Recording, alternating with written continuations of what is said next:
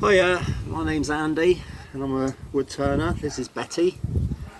I make unique and bespoke items from woods that are either recycled or from sustainable sources. My work is a mixture of functional pieces such as fruit bowls through to those that are intended to be purely decorative. So this is the kind of thing I mean by decorative. This is a piece of holly. It's got a really nice grain pattern to it, nice figuring in the grain. So it's not the sort of thing I would want to cover up. It's more a case of displaying it on its end like that to see the full extent of the grain. The principle behind wood turning is simple. You start with a piece of wood such as this. That is then fixed to the lathe and rotated at speed, and then hand tools are used to cut the wood away to achieve a desired shape, such as this beach bowl.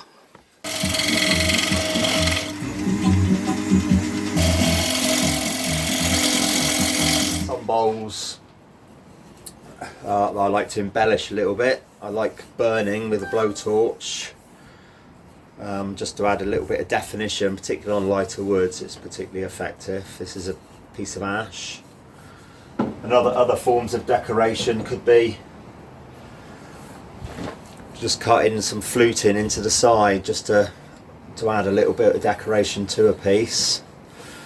This is a piece of elm. You don't get elm very often anymore, as obviously a lot of the trees died of Dutch elm disease back in the day. This piece was given to me by a friend who owns a woodland, and he had some pieces of elm from a tree that had come down some time ago. So I brought a few bits back, and some of it was still good to turn. Likewise on this piece, it's quite a plain looking bowl, but by adding the extra fluting in it, adds a bit of decoration. This was done by holding a piece of copper wire against the piece as it turned, so it burns itself into the timber. Right, this is the lathe I use. A lathe basically is just an electric motor which will spin the wood at speed to enable you to cut it. As I said earlier, the basic principles are that simple, that it's basically taking a piece of wood, mounting it on the lathe and turning it at speed, and using a tool to cut away the wood. Wood turning has a long history. The earliest evidence of wood turning in the UK dates back to the late Bronze Age, and at one point there would have been turners all over the country making things such as chair legs and spindles for staircases, right through to cartwheel hubs and eating and drinking vessels. However, with the onset of the Industrial Revolution, machines were invented to mass produce such items, and so wood turners began to dwindle until the craft came to be seen as more of a hobby for retired old men. Luckily now, however, wood turning is now seen more of a artistic activity, and in these days of mass consumption there are a growing number of people both engaged in the craft and those who are keen to seek out and buy products that are more sustainable and kinder to the planet. Like I said, different woods have different characteristics. This is a nice piece of yew, which is a lovely wood to work with. It mellows to this beautiful golden finish. I mean, I've had this piece now for a couple of years. It used to be not as bright as this, but as it's aged it's got more and more golden. The finishes I use on my turn-ins is just carnauba wax, because I'm vegan. I can't use anything that's got beeswax or shellac in it, which is what a lot of the finishes you can buy for wood turning contain. So I prefer carnauba wax, which is a vegetable wax, a bit like beeswax but harder. It's applied to the piece when it's spinning on the lathe, and then you hold a soft cloth against it just to bring it up to buff it up to a nice shine. I've got a bit of scrap cherry here, so I'll just quickly demonstrate the basics. This is a drive sensor. It basically bites into the wood to so that when it's actually fixed onto the lathe, it's held solid.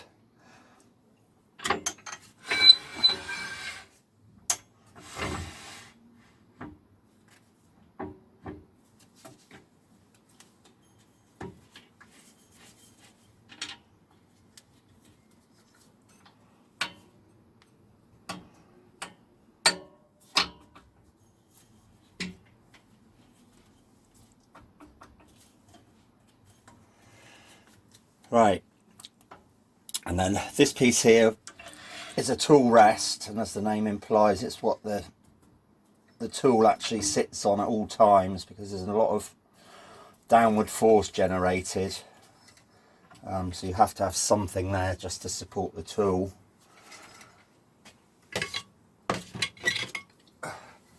And these are the kind of tools we use. Various chisels, they've got different uses, different shapes, for achieving different types of cut on the wood. So if we just start this lathe up.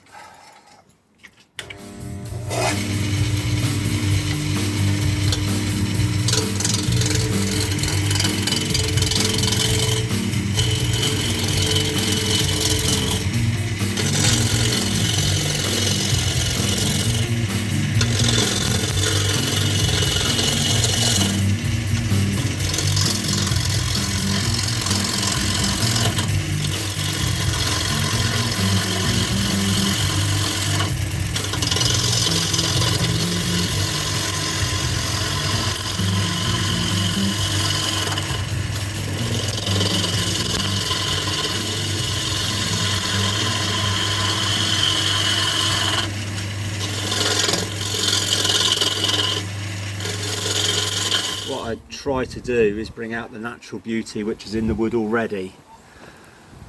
The other thing with turning is that each piece of wood comes with a history, as the tree it has come from has generally been growing a long time and has lived through seasons and weather and events for many years.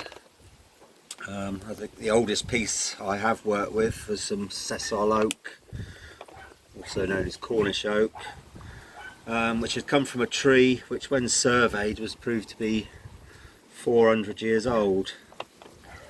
The piece I'd been given had broken off the tree, the main tree, in a storm, and as I worked with it, I couldn't help thinking about the times that tree must have witnessed.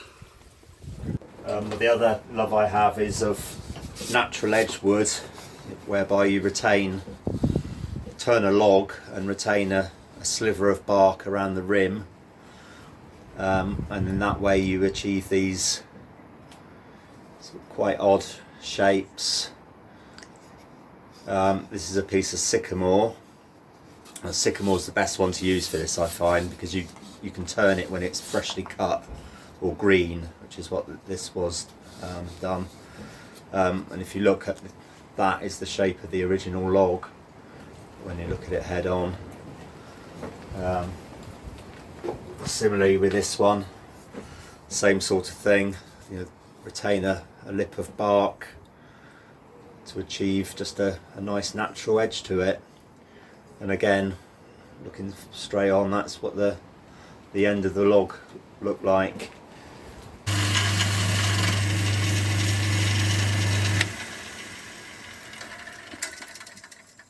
So that basically is the basic principle. As you see, that's been turned into a cylinder now. Yeah, so that's the basic principles of wood turning. I like wood with disease in it. It adds extra character. this is a piece of ash that came from an old gnarly tree that came down in one of the big city parks here. We managed to get hold of a few bits of it, and I made a whole series of bowls from the timber, all of which had these holes in them, which obviously makes this a decorative piece rather than a practical piece. But yeah, that's the sort of thing I like. Here's a piece out of the same tree. It's more of a vase. As you can see, there's more hole than there is wood in this. So I was actually surprised when I managed to turn that without it falling to pieces. And I've never ever offered that for sale because of that reason. I think it's a piece I'm quite proud of, because I never expected to be able to get to a finished item. Wood turning is quite good for focusing the mind, because at all times you've got to concentrate on what's happening at the end of the tool and the spinning piece of wood. Accidents do happen, and when they do happen, it happens very quickly. A few years ago I was turning a piece of monkey puzzle tree which I'd never used before as a wood, and things were going very well. I shaped the outside and was just hollowing out the inside of the bowl, and I'd almost finished, when suddenly I just noticed that the wood had started to wobble slightly. Just as I leaned across to turn the machine off to stop it, the piece of wood just disintegrated, with one piece hitting the window and cracking the window and the rest flying to the end of the workshop. But as I'd moved my head, I felt something just miss my ear, and when I looked up, I found this piece of the bowl had embedded itself in the roof of the workshop. So a couple of seconds the other way, that would have hit me in the face. So I've left it there as a reminder to myself to always be mindful that you need to concentrate exactly at what's going on. So as I said, it's just a good way of focusing the mind. You can put all other things out of your head and just purely concentrate on doing this one thing, which is quite therapeutic in a way. I'm always liking to experiment a little bit as well. So these are some pieces where I've combined my love of turning and my newly found appreciation of painting. This is an oak platter. I was given some pieces of oak from an old barn that was being converted into a house. The wood was really quite gnarly when I was given it, but I put a piece on the lathe anyway, and this was the end result. It's a nice piece of oak, and I just enhanced it further with some acrylic paints. One of my experiments was mixing, I do occasionally make lamps, and these were some lamps that I was developing using car parts. This is an old camshaft, so I've turned a wooden base for that, and then obviously that would be wired up to make a lamp. So that's still a work in progress. I'm still experimenting with that option at the moment. I enjoy the process of wood turning, and it's even nicer when people can see and appreciate the skill, time and passion it takes to make a handcrafted item. As you can see, each piece has a different character. Each type of wood is slightly different in its character, and wood overall is a very tactile material. I like to think that when a tree falls, it's not the end of its life, as it will live on in one of my pieces.